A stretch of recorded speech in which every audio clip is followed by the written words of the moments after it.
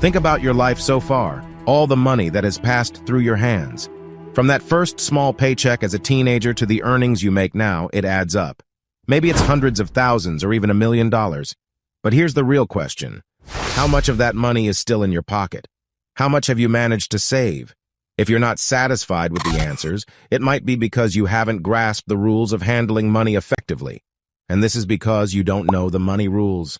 And today I'm going to talk about the 10 rules of money that I've learned from various finance books and want to share with you. Rule number 1 is a biggie. Be friends with money, not a hater.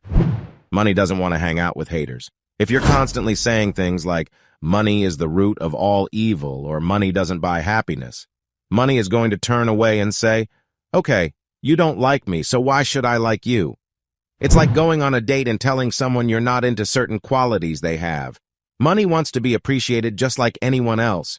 So let's be friends with money and appreciate its value. Think positively about money and welcome it into your life. All right, folks, let's dive into rule number 2. Seduction.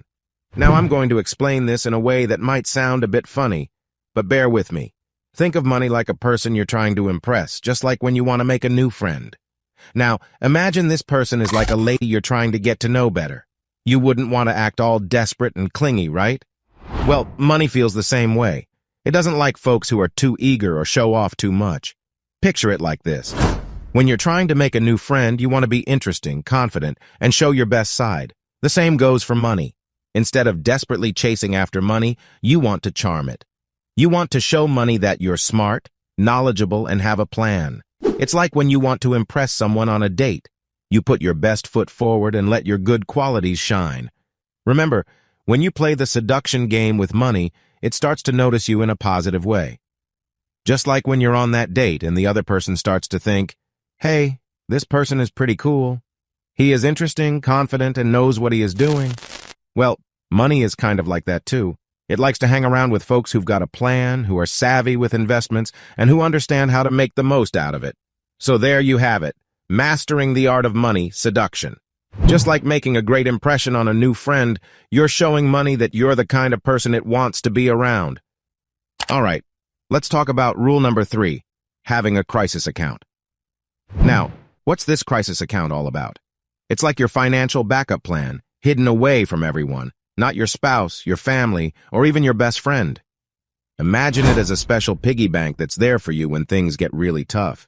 This piggy bank could hold cash, or maybe it's just a separate account with money sitting quietly. But here's the catch. This isn't your regular emergency fund. Nope, it's a bit different. Let's say you run a business. Things are going fine, but suddenly a storm hits. Maybe there's a financial hiccup or a rough patch in the business. Your main account might be running low and you're feeling stressed. Now enter the superhero crisis account. This secret crisis account saves your business in that particular tough times. It's like when you find an extra life in a video game just when you're about to lose. So the bottom line is having a secret crisis account is like being your own financial superhero. It's a special pot of money that only you know about, and it's there to rescue you when things get really, really tough. Now it's time to talk about rule number 4, no first class until $10 million. Now hold on a second. I know the idea of flying in first class sounds super cool, but imagine this. You're at the airport, and there's this snazzy first class seat that costs $2,000. But guess what? You could get a regular seat for $500 on the same flight. So that's a difference of $1,500, right? Now, if you take that $1,500 and multiply it by, let's say, 10 flights in a year, that's 10 times $1,500, which equals $15,000. Now, here's the magical part. Instead of spending that extra cash on first-class flights, you could invest it wisely. Think of it like planting a money seed that grows into a bigger tree, so that $15,000 could turn into something even fancier, like $50,000 or even $100,000 in just a year. So the big question is, why would you want to throw away that chance to grow your money? That's exactly why I skipped the first-class seats for now. See, other people might choose the fancy flights, but I'd rather let my money work its magic. Once you've got a cool $10 million stacked up, then sure, you can think about flying in your own private jet if that's your thing. So remember, when you've hit that $10 million milestone, you can treat yourself to a luxury flight. But until then, let your money do the work and watch it grow into something way cooler than a first-class ticket. All right, let's talk about rule number 5. Study smart investors.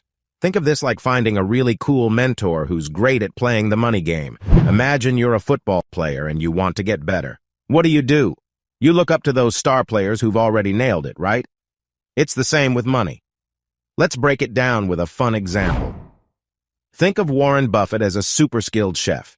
He's got these secret recipes that make his dishes taste incredible. Now you've got a chance to get your hands on those recipes, his books. When you read them, you're not just learning how to make a tasty dish. You're understanding his cooking philosophy, his special ingredients, and his cooking style. It's like becoming a mini Warren Buffett in the kitchen of finance. So when you're diving into smart investor studies, you're learning their secrets, their strategies, and their philosophies, just like you'd uncover the hidden techniques of a master chef, Warren Buffett.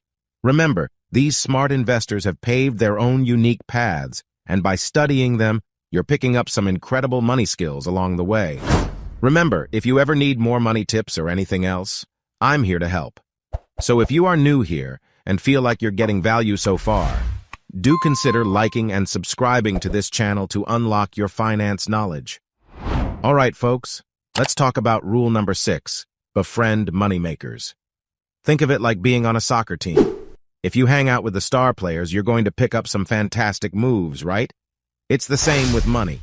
When you're around people who are good at making money and you trust them, good things tend to happen. Because if you're in the company of these money-savvy folks, you're more likely to make money yourself. It's like being part of a secret club where everyone's sharing their success strategies. Now let's flip the coin. If you're always with folks who aren't exactly money experts, well, you might not see your piggy bank growing as fast. Just like if you hang around with friends who love playing video games, you'll probably end up playing a lot more games too. Here's a real-life example. Imagine you've got a friend named Alex. Alex is known for making smart financial moves. He invests wisely, starts successful businesses, and has a knack for turning a profit. Now you're buddies with Alex, and you spend time with them. As you chat and learn from Alex, you start picking up their money-making skills. It's like joining Alex's financial team and learning their secret playbook. So, rule number 6 is all about surrounding yourself with folks who know the money game. It's like if you're in a cooking competition and you team up with the best chef, you're setting yourself up for success. All right, time for the last rule, and it's big check syndrome. So imagine you're into real estate and suddenly you score this amazing deal, selling a massive $5 million mansion, and you get a check for over $100,000. That's like winning the jackpot, right? Well, here's where things get tricky. Imagine you're really into a game, like soccer, and you score the winning goal in a big match. You feel like a superstar. Now, with that big $100,000 check, you might think you've hit the jackpot and start living it up for a couple of months. You might arrange a fancy dinner, trips, and all that jazz. But wait, hold on a sec. That's where the big check syndrome comes into play. That $100,000 might seem like a huge amount for a month, but it's important to see the bigger picture. Instead of treating it like a one-time gold mine, think of it as a monthly salary. You see, if you spread that $100,000 over the entire year, it's about $8,300 a month. So the point here is, instead of spending it all like a millionaire, think about how you can make that money grow. It's like if you find a treasure chest, you don't just spend it all, you invest some of it so that it turns into even more treasure in the future. Remember, the big check syndrome is a reminder to stay humble, wise, and focused. Keep your eyes on the long game and think about how you can double that money to create a bigger and more lasting impact. And that's a wrap on our 7 money rules. If you have any questions or need help with anything else, feel free to comment. And don't forget to subscribe to this channel and turn on the notifications for future updates.